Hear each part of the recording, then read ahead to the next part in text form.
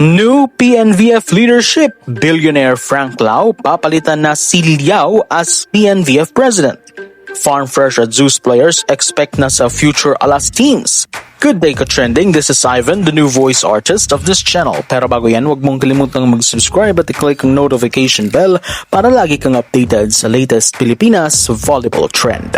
Mukhang magkakaroon na nga ng panibagong liderato ang Philippine National Volleyball Federation amidst its ongoing leadership and management crisis at napapabalita na ang mangunguna na dito ay si Strong Group founder and billionaire Frank Lau upang palitan si embattled PNVF President Tony Boy Liao. Coincidentally mga ka-V-Trends, tila halos magka-apelyido lang sila na wala lang yung I sa apelyido ni Mr. Frank. Kinumpirma ng tagapagtatag ng Strong Group Athletics ang pag-unlad sa spin.ph noong Martes ng gabi. Sinabing handa na siyang pamunuan ang federasyon sa gitna ng isa sa mga pinakamakabagbag damdaming panahon sa kasaysayan ng volleyball ng Pilipinas. Ito ay kasunod ng mga ulat ng malaking pagbabago sa pamunuan ng PNVF matapos ang kamakailang pag-atras ng suporta ng ilang executive board members ng federasyon kay PNVF President Tony Boy Liao. Sa isang eksklusibong tawag sa telepono sa Spin, ipinaliwanag ni Liao kung paano siya tinawagan ng PNVF Executive Board at tinanong kung isa sa alang-alang niya at kukunin niya ba ang responsibilidad na maging acting president ng federasyon. Sinabi ni Liao na siya ay maging acting president ng PNVF na inaasang magkakaroon ng halalan sa susunod na linggo upang formal na maitalaga ang bagong lupon ng ehekutibo ng federasyon. Kung ang kanyang pamumuno ay magpapatuloy lampas sa pagiging acting president, ipiniliwanag ni Lau kung paano ang kanyang agarang prioridad sa pag-upo sa posisyon ay ang pagbubukas ng mga linya ng komunikasyon sa iba't ibang governing bodies na nagpataw ng parusa sa PNVF katulad ng FIVB, Philippine Olympic Committee at Philippine Sports Commission. Binigyan din niya ang paglutas sa katayuan ng PNVF ay mahalaga hindi lamang para sa national team kundi pati na rin sa mga mas malawak na volleyball community na kabuhayan ng mga players ang nakasalalay sa isang matatag at namamahalang katawan. Ito dahil naniniwala si Lau na ang anumang matagal na kawalang katiyakan sa PNVF ay maaaring makaapekto ng masama sa lahat ng nagtatrabaho para sa sport.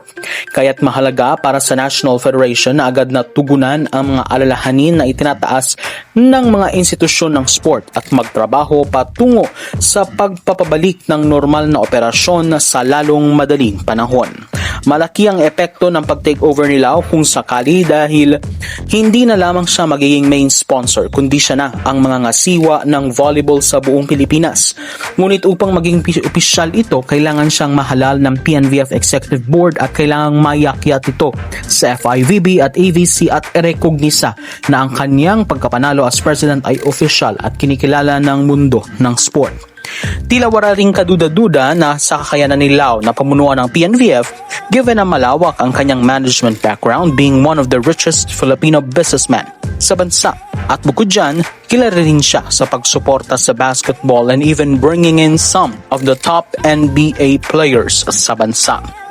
Kung sakaling matuloy ang kanyang pag-upo sa PNVF, huwag na rin tayong magtaka kung karamihan sa mga players niya sa Farm Fresh at Zeus Coffee kabilang na ang mga sinusuportahan niyang collegiate teams tulad ng UP at Letran ay mapunta sa national team. Sa kaugnay na balita naman, nagbitiw na si Nico Vargas sa PNVF Executive Board na nagtapos sa kanyang 5-year reign at panunungkulan sa naturang federasyon. Ipinabatid ni Vargas sa lupon ang kanyang irrevocable resignation noong Martes. Epektibo kaagad na sinasabing hindi niya na kayang ilaan ang oras at aktibong pakikilahok na kinakailangan bilang isang executive member. Si Vargas ay anak ng kagalang-galang at respetadong leader sa sport na si Ricky Vargas, isang matagal na figure na namamahala ng basketball at boxing sa Pilipinas na ang impluwensya ay umabot sa iba't ibang pangunahing organisasyon ng sport.